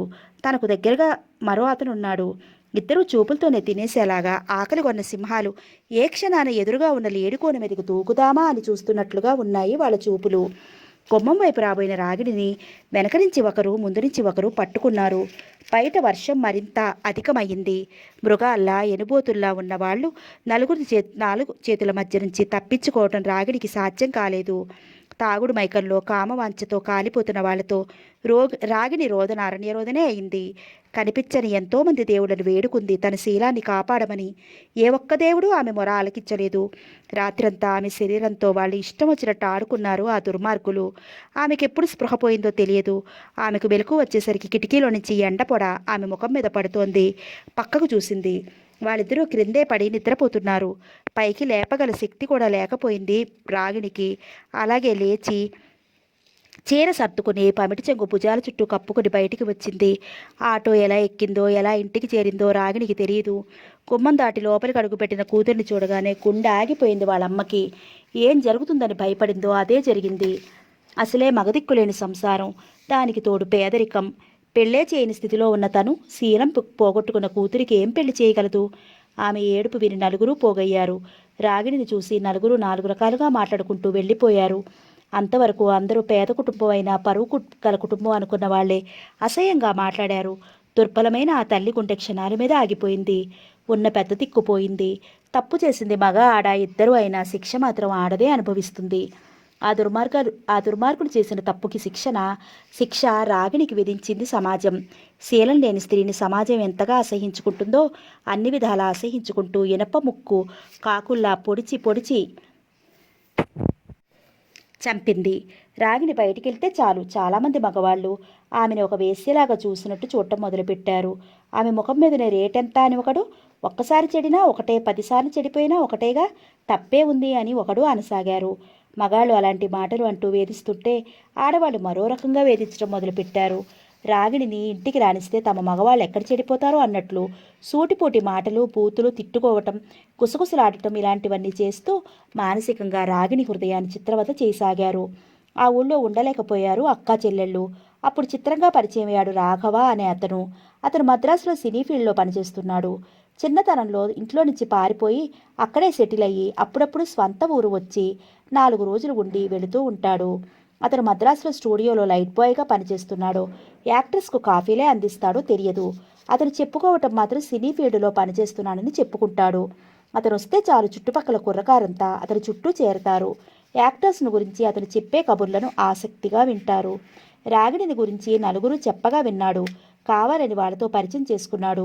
తనతో మద్రాసు వస్తే ఇద్దరిని సినిమా యాక్టర్స్ని చేస్తారని ఆశ పెట్టాడు. అతని మాటలు నమ్మి అతనితో బయలుదేరకపోయినా ఆ ఊరు వదిలి వెళ్లాలంటే అంతకంటే దారి లేదు. ఆ ఊళ్ళో ఉండి వాళ్ళ మాటలు భరిస్తూ బతికే శక్తి లేదు. వరద ప్రవాహంలో కొట్టుకుపోతున్న వాళ్ళకి గట్టిపోచ కనిపించిన దాని ఆధారంతో ఆ ప్రవాహాన్ని దాటాలని ప్రయత్నిస్తారు. అలాగే రాఘవ ఆధారంతో ఆ ఊరు విడిచి వెళ్ళిపోవాలని నిర్ణయించుకున్నారు అక్క చెల్లెళ్ళు. అతడితో మద్రాసు బయలుదేరారు. అక్కడికి వెళ్ళిన తర్వాత తెలిసింది రాఘవ్ చేసే ఉద్యోగం ఏమిటో. స్టూడియోలో గేటు దగ్గర ఉంటాడు. గూర్ఖాగా పనిచేసే అతనికి వచ్చే జీతం కూడా 1200. ఆ డబ్బుతో అతని కుటుంబాన్ని పోషించుకుంటూ అక్కా చెల్లెలను ఏం పోషించగలడు? ఎక్స్ట్రా ఆర్టిస్టును సప్లై చేసే ఆనందరావుకి వీడని పరిచయం చేశాడు. ఒక గది అద్దెకి చూపించి తన బాధ్యత తీర్చుకున్నాడు. మద్రాసు చేరిన 6 నెలల కాలంలో రాగిణి ఎక్స్ట్రా నటిగా ఒక గ్రూప్ డ్యాన్స్లో 3 నిమిషాలు, మరోసారి 5 నిమిషాలు చిత్రంలో కనిపించే పనిపిల్ల పాత్ర పోషించింది అంతే. ఆ వచ్చిన 1000 రూపాయలతో ఎలా బ్రతకగలరు? వ్యాపారస్తులు తమ దగ్గరున్న సరుకును అమ్ముకుంటారు. గత్యంతరలేని పరిస్థితుల్లో తన శరీరాన్ని అమ్మకానికి పెట్టింది రాగిణి. దాంతో నెలకి 2-3 వేల వరకు సంపాదన పెరిగింది. అక్కచెల్లెళ్ళిద్దరూ కడుపు నిండా భోజనం చేస్తూ కాలక్షేపం చేయసాగారు. ఎప్పుడో ఒకసారి ఎక్స్ట్రాగా పనిచేసి చాలీచాలని డబ్బుతో ఆర్థికంగా నలిగిపోవటం కంటే ఈ వృత్తే నయమన్న నిర్ణయాన్ని తీసుకుంది. తన జీవితంలాగా చెల్లెలి జీవితం కాకూడదని మోహినిని బలవంతంగా ఒప్పించి కాలేజీలో చేర్పించి మద్రాసుకి దూరంగా పంపించింది. అక్క తన కోసం చేస్తున్న త్యాగం మోహినికి తెలుసు. ఆమె కోరిక ప్రకారం కాలేజీలో చేరి శ్రద్ధగా చదివి BA డిగ్రీ తీసుకుంది. కాలేజీలో చదువుతూనే అన్వేష్ అడ్వర్టైజ్మెంట్ కంపెనీలో మోడల్గా పనిచేసి డబ్బు సంపాదించి వాళ్ళ అక్కను డబ్బు కోసం ఇబ్బంది పెట్టకుండా తన ఖర్చులు తానే చూసుకోసాగింది. సంవత్సరానికి 4 సార్లైనా మద్రాసు వాళ్ళ అక్క దగ్గరికి వెళ్ళి తను కూడా సినిమా తారను కావాలన్న కోరికను వ్యక్తం చేసి ఆ ప్రయత్నాలు చేయబోతుంది. ఆ ఫీల్డ్లో అనుభవం ఉన్న రాగిని తనలాగా తన చెల్లెలి జీవితం కాకూడదని ప్రతిసారి మోహినికి నచ్చచెప్పి 1 నెల రోజులు ఉంచుకుని పంపుతుంది. అన్వేష్ అడ్వర్టైజ్మెంట్ కంపెనీలో పనిచేయటం మొదలుపెట్టిన దగ్గర నుంచి మోహిని మూగగా అతన్ని ఆరాధించడం మొదలుపెట్టింది. అన్వేష్లో ఉన్న ప్రత్యేకత అదే. తనను అభిమానిస్తున్నారన్న విషయం తెలిసినా వాళ్లకు మరింత దూరంగా ఉంటూ తన చుట్టూ తిప్పుకుంటాడు. అతని అందం సమ్మోహనకరమైనది. దీపపు కాంతి లాంటి అతని అందానికి చాలామంది అమ్మాయిలు ఆకర్షితులవుతూ ఉంటారు. మోహిని మద్రాసు వెళ్లటం వల్ల అతనికి పెళ్ళైందన్న విషయం తెలియలేదు. రాగానే ఆ వార్త పిడుగులాగా తగిలింది. అంతే, వెంటనే బయలుదేరి అన్వేష్ దగ్గరికి వచ్చింది. మోహిని, నువ్వెంత అరిచినా లాభం లేదు. నా పెళ్లి జరిగిపోయింది. చూడు, పెళ్ళవగానే నేను నీకు దూరం అవుతానని బాధపడద్దు. నువ్వెప్పుడు కోరుకుంటే అప్పుడు నీ కౌగిలిలో ఉంటాను. నెత్తి మీద పిడుగుల వర్షం కురుస్తున్నట్లుగా ఉంది. అతని మాటలు వింటుంటే మోహినికి చేష్టలు ఉడిగిన దానిలా వెర్రిగా అతని వైపు చూస్తూ కూర్చుంది. ఎంత పిచ్చిదానిలా ప్రవర్తించాను, ఎంత గుడ్డిగా ఇతని నమ్మాను. ఇతని ప్రేమలో పడి నా వ్యక్తిత్వాన్నే మర్చిపోయాను. ప్రేమ వరదలా ఉధృతం లాంటిదైతే ఆ ప్రవాహాలే గాలికి కొట్టుకుపోకుండా నిలదొక్కుకోవాలంటే ఎంతో నిగ్రహం కావాలి. అది లేని వాళ్ళు ఆ వేగంలో కొట్టుకుపోక తప్పదు. మోహిని మనసు రణరంగంలా ఉంది. జీవన గమనంలో అలసిన మనిషికి సేద తీర్చేది ప్రేమ. కానీ అన్వేష్ చూపించేదాన్ని ఏమంటారు? అవును, నిజమే. అతనికి చాలామంది అమ్మాయిలతో పరిచయాలున్నాయని తెలిసి కూడా నేను అతన్ని ప్రేమించాను. అది నా తప్పు కాదా? ఆ రోజు ఏదో బట్టల కంపెనీ వాళ్ళ కోసం తను మోడల్గా నిల్చుంది. తన చిత్రాన్ని గీస్తున్నది కూడా అన్వేషే. అలా అర్ధనగ్నంగా గంటల తరబడి అతని ముందు నిల్చోవడం తనకు కొత్తేమీ కాదు. కానీ ఆ రోజు ఎందుకో అతను ఆ దగ్గరగా వచ్చి అలా చూడు, ఇలా నవ్వు అని చెప్తుంటే ఎందుకో అతనికి మరింత దగ్గరవ్వాలనిపించింది. ఆ చిత్రం పూర్తయ్యేసరికి రాత్రి 9 గంటలయ్యింది. ఉదయం నుంచి నిల్చుని కళ్ళు తిరుగుతున్నట్టు అనిపించింది. అంతకుముందు కూడా 10 రోజులు జ్వరం రావటం మూలంగా బాగా నీరసపడిపోయింది. నడుస్తూనే నీరసంతో తూలి ముందుకు పడబోయింది. వేగంగా వచ్చి అన్వేష్ చెయ్యి అందించాడు. ఎక్కడ పడిపోతానా అన్న భయంతో ఆ చెయ్యి అందుకుంది మోహిని. నీరసంగా ఉండటం వలన మాట్లాడలేక ఆ చేతి మీద తల ఆంచుకుంది. మోహిని, మోహిని! ఆమె భుజాలు పట్టుకుని కుదుపుతూ పిలిచాడు. అతని గొంతు ఆత్మీయంగా, అనురాగంగా వినిపించింది. అపరిమితమైన ఆనందంతో మనసు మధురోహంలో తేలిపోతుంటే శరీరంలో 1000 వోల్టుల విద్యుత్ కంపనాలు ప్రవహిస్తున్నట్టుగా ఉంది. అతని చేతి వంపులో ఒదిగిపోయి మత్తుగా కళ్ళు మూసుకుంది. శరీరం అతని నుంచి దూరంగా జరగటానికి ఇష్టపడటం లేదు. మనసు కూడా పదే పదే ఆ అనుభూతిని కోరుకుంటోంది. అన్వేష్ మోహిని తనను భుజం మీద కానించుకున్నాడు. మోహిని, ఒంట్లో ఎలా ఉంది? ఆ కంఠంలో వినిపిస్తున్న లాలనకు ఆమె మనసు ద్రవించిపోతోంది. ఆ బుజ్జగింపుకు తెలియని ఆనందంతో హాయిగా ఉంది. ఎప్పటికీ ఇలాగే అతని దగ్గర ఉండిపోగలిగితే ఎంత బాగుంటుంది అనిపించింది. రిలాక్స్ మోహిని, డల్గా ఉన్నావు, కాసేపు రెస్ట్ తీసుకో. ఇంత నీరసంగా ఉంటే నాతో ఎందుకు చెప్పలేదు? ఈ వర్క్ రేపు చేసేవాళ్ళం కదా, అంత అర్జెంట్ ఏముంది? ప్రేమతో కూడిన మందలింపు. మనసు మేఘాల మీద తేలిపోతున్నట్టుగా ఉంది. అలాగే అతని భుజం మీద తలాంచుకుంది. ప్రేమగా అనురాగంగా ఆమె నడుం చుట్టూ చెయ్యి వేసి నడిపించుకుంటూ తీసుకొచ్చి సోఫాలో కూర్చోబెట్టాడు. ఫ్లాస్క్లో నుంచి టీ కప్పులో ఉంచి, బాగా అలసిపోయావు, ముందు టీ తాగు అంటూ బలవంతంగా మోహిని చేత టీ తాగించాడు. మోహిని టీ తాగుతుంటే అన్వేష్ ఎదురుగా ఉన్న మరో సోఫాలో కూర్చుని సిగరెట్ ముట్టించుకున్నాడు. బ్లాక్ ప్యాంట్లో white half hand shirt tuck చేశాడు. షర్టు పైభాగం నుంచి అతని ఛాతీ మీద దట్టంగా పెరిగిన వెంట్రుకలు నల్లగా రింగులు తిరిగి కనిపిస్తున్నాయి. వ్యాయామంతో రాటు తేలిన బలిష్టమైన శరీరం, సగం నుదుటిని కప్పేస్తున్న ఒత్తైన క్రాఫ్. అతని కళ్ళు అల్లరిగా నవ్వుతున్నట్లుగా ఉంటాయి. ఆ కళ్ళలోకి ఎక్కువసేపు చూస్తే ఒక్క ఉదుటిన ఏ ఆడపిల్లైనా అతని గుండెల మీద వారిపోవలసిందే. అంత సమ్మోహనకరమైన శక్తి ఉంది అతని చూపుల్లో. తలెత్తి మోహిని వైపు చూశాడు. ఆమె అందాల కొలతలన్నీ అతనికి తెలుసు. మోడల్ కోసం కట్టుకున్న పాల నురుగు లాంటి తెల్లని చీర, జడనిండుగా భుజం మీద నుంచి ముందుకు పడుతున్న పూలు. అన్వేష్ ఆమెకు ఎలా దగ్గరవ్వాలా అని చూస్తున్నాడు. మోహిని అదే ఆలోచనలో ఉంది. అతనికి ఎలా చేరువవ్వాలి, ఈ హాయిని ఎలా అనుభవించటం? ఒక్కొక్క నిమిషం ఒక్కో యుగంలా ఉంది ఆ ఇరువురికి. ఇప్పుడు ఎలా ఉంది? మరో సిగరెట్ ముట్టించుకుంటూ లేచి ఆమె దగ్గరికి వచ్చాడు. ఆమె ఎదలో పులకింత మొదలయ్యింది. నుదుటి మీద చెయ్యి వేసి చూశాడు. తగిలినట్లు తగులుతోంది ఆమె శరీరం అతనికి. ఆమె శరీరంలోని ప్రతి అణువు అతని పొందును కోరుతోంది. స్త్రీ పురుషుల స్పర్శ తగినట్లు అలలుగా ఉంటేనే థ్రిల్గా ఉంటుంది. అంతవరకు పురుష స్పర్శ ఎరుగని మోహిని శరీరం శృతి చేసిన వీణలా ఉంది. అన్వేష్కు ఆ అనుభవం కొత్త కాదు. చాలామంది అమ్మాయిలతో అతనికి పరిచయాలున్నాయి. ఏ అమ్మాయితో ఎలా ప్రవర్తించాలో అతనికి వెన్నతో పెట్టిన విద్య. ఒక్కసారి పరిచయం అయితే చాలు, అభిరుచులు అలవాట్లు అన్నీ తెలుసుకోగలడు. మోహిని మనసులో ఉన్న కోరికను ఆమె కళ్ళల్లో స్పష్టంగా చూడగలిగాడు. అయినా ఆ విషయంలో ఏ అమ్మాయి దగ్గర అతను తొందరపడలేదు. వాళ్ళ శరీరాన్ని స్పృశించి మనసా వాచా వాళ్ళు తన పొందుకు సిద్ధిపడేలా చేసి తను తొందరపడకుండా వాళ్ళ రియాక్షన్ కోసం ఎదురు చూస్తూ ఉంటాడు. తను తొందరపడితే తప్పు తనదవుతుంది. అందుకే ఆ నిదానం. మోహినికి అన్వేష్ తప్ప ఇంకేమీ కనిపించటం లేదు. ఆమెకు ప్రపంచంలో ఉన్నది తామిద్దరే అన్నట్టుగా ఉంది. అతను ఆమె పక్కనే కూర్చున్నాడు. అంతవరకు మోహిని మనసులో ఉన్న అనుమానాలు, సంశయాలు అన్నీ హుష్కాకంటూ ఎగిరిపోయాయి. అతని ఒడిలో తలపెట్టుకుని పడుకుంది. అతని చేతివేళ్లు లయబద్ధంగా ఆమె శరీరం మీద నాట్యం చేస్తున్నాయి. ఆమె పాదాల మీద తన పెదవులు ఆనించాడు. ఆమె శరీరాన్ని ముద్దులతో ముంచెత్తాడు. అతన్ని లతలా అల్లుకుపోయింది మోహిని. తనెక్కడో మరో స్వర్గలోకంలో విహరిస్తున్న అనుభూతి. ఎత్తు మీద నుంచి ఉయ్యాలలో కిందకి దిగుతున్నట్లు కళ్ళు మత్తుగా మూసుకుపోతున్నాయి. కోరికల వేడితో శరీరం కాలిపోతోంది. రెండు శరీరాలు ఏకమయ్యాయి. ఆవేశపు ఉధృతి తగ్గింది. తను తప్పు చేశానన్న భావం కూడా లేదు మోహినిలో. అలా మొదటిసారిగా ఇష్టంగా తనను తాను అతనికి అర్పితమైంది. తప్పు చేయడానికి భయపడేది ఒక్కసారే ఎవరైనా. ఆ తర్వాత తప్పు కూడా అలవాటైపోతుంది. మొదటిసారి తొందరపడ్డా ఇంకోసారి అలాంటి తప్పు చేయకూడదనుకునేది. అన్వేషణ చూడగానే ఆ నిర్ణయం మారిపోయేది. అన్వేష్ కూడా మనం తప్పు చేస్తున్నామని ఎందుకు అనుకోవాలి? ఆకలి అయితే భోజనం చేయటం లేదా? అలాగే శరీరానికి ఆకలైనప్పుడు సెక్స్లో పాల్గొంటున్నాం. ఇది సృష్టి రహస్యం అంటూ తేలిగ్గా నవ్వేవాడు. దాంతో అతనికి లొంగిపోయేది. అలా దాదాపు సంవత్సరం రోజుల నుంచి వాళ్ళిరువురు మధ్య సంబంధం అలా జరిగిపోతూనే ఉంది. అవసరం తీర్చుకోవడానికి మగవాడు ఎన్నో అబద్ధాలు చెప్తాడు, మరెన్నో వాగ్దానాలు చేస్తాడు. ఎప్పటికప్పుడు స్త్రీ వాటిని నమ్ముతూనే ఉంటుంది. అది స్త్రీ బలహీనత. దాని మగాడు ఎప్పటికప్పుడు స్వార్థానికి ఉపయోగించుకుంటాడు. అతను చూపించే లాలన, ప్రేమ అన్నీ నిజమని నమ్మింది మోహిని. అందుకే అతను తనను తప్పకుండా పెళ్లి చేసుకుంటాడన్న గుడ్డి నమ్మకంతో ఉంది. మద్రాసు వెళ్ళింది కూడా వాళ్ళక్కతో అన్వేష్ విషయం చెప్పి రావాలని.